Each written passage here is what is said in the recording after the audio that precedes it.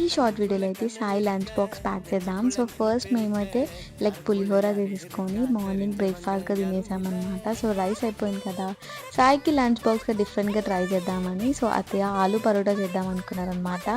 So నేను మొన్న cheese aloo paratha try చేసింది, ఎక్స్పెరిమెంట్ ఫెయిల్ అయిపోయింది కదా, సో నాకు కూడా చూపించినట్టు ఉంటుందని చెప్పి చేస్తున్నాం అనమాట. సో ఫస్ట్ ఇలా ఆలుని బాగా స్మాష్ చేసుకొని ఇలా బాల్స్గా చేసిందనమాట అత్తయ్య.